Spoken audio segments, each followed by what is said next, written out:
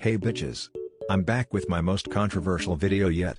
In this video I will be discussing why in my opinion K-pop artists and music are better than Western music and artists.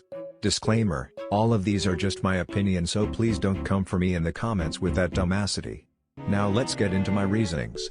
Number 1. Lyrics from K-pop songs have a deeper meaning than Western artists. When I listen to American artists, the lyrics of the song are written in this boring third-grade level English and contains all this slang that I feel like I constantly have to look up half the lyrics on Urban Dictionary. But you'll bash K-pop fans for not knowing Korean. For instance, here's the lyrics for Cardi B's Bodak Yellow. By the way, I'm not coming for her, she's actually one of the few Western artists I listen to.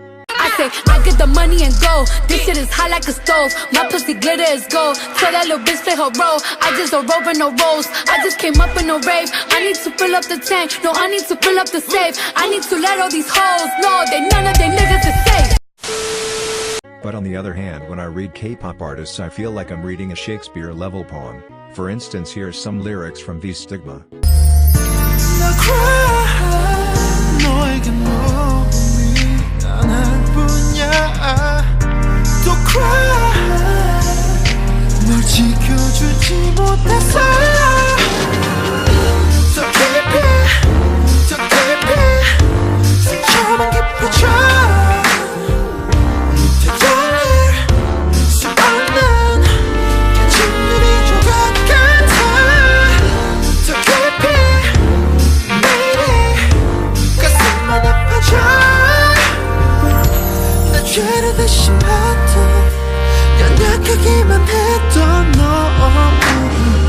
Like sis, did you all feel that, or was it just me?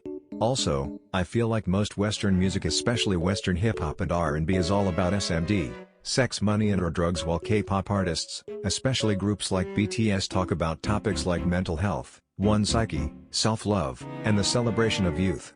Number 2. K-pop artists produce more music in a short period of time. Usually, when it comes to American artists, they usually only put out about one comeback a year and then just spend the rest of the year just doing remixes and collabs. But with K-pop artists, I find that they produce a lot of music per year. They will produce at least 2 comebacks and a few more singles at that as well.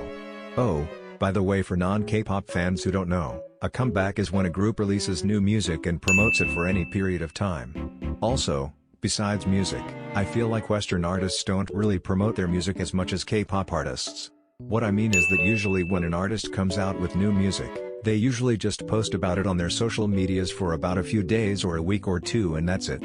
Meanwhile, when a K-pop artist come out with a comeback, they are constantly on their Instagram and Twitter accounts, if they're allowed so by their company, streaming on their VLive accounts, and doing interviews, performing live stages, engaging in variety shows, etc. In addition, K-pop artists between comebacks like to post dance covers and vocal covers from songs from other artists, and then they also have episodes that they post on their YouTube channels showing the behind-the-scenes events and activities that K-pop idols do. They also do a lot of fan signings, in which their fans show and get to meet their faves in person and watch them person live. And lastly, if they are a well-known group, they will do international tours across countries. Meanwhile, if a Western artist gets popular, then they will finally do some concerts and perform live or have a tour. But besides that, in social media there isn't really that much engagement between fans and Western artists. And the funny thing is that you'd think trying to manage all of these things at once would make them low quality. But that's actually not the case. Even through exhaustion they are able to make high quality content for their fans nonetheless. Number 3. K-pop artists are multi-talented. What I mean by multi-talented is that to become an idol you have to the very least be able to dance and sing or dance and rap at the same time. But, if you really want to make a name for yourself, in the industry you might have to learn to do all 3. And that doesn't even include groups like 17 that produce, write, and even choreograph most of their music as well. Also, K-pop artists also have to sing and or rap in multiple languages because most K-pop songs have at least a little bit of English in them. And also when idols are doing promotions for their Chinese or Japanese fans. Number 4. K-pop artists are more disciplined. Usually in the Western music industry, you always see how their artists are always getting to scandals about how someone said XYZ on social media or how an artist cheated on their partner with someone else. But because most K-pop artists aren't given the freedom to go on social media or date etc. until they obtain an established career, K-pop artists tend to get into less scandals and build their companies with a good reputation. Oh, don't try to say, what about YG? Because everyone knows that he couldn't manage his artists for shit. Number 5. K-pop artists have diverse concepts and genres.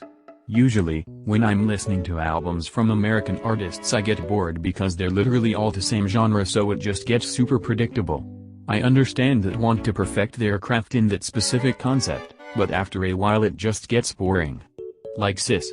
It's so unoriginal. I'm like, give me something fresh. Give me something new.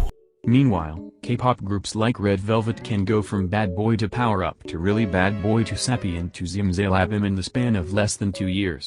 Also, K-pop groups tend to have a multitude of concepts and genres in their albums and mini-albums, so I never end up getting bored. Thanks for watching. Please drop your opinions in the comments sections and be sure to like video and subscribe, and most importantly stay snatched.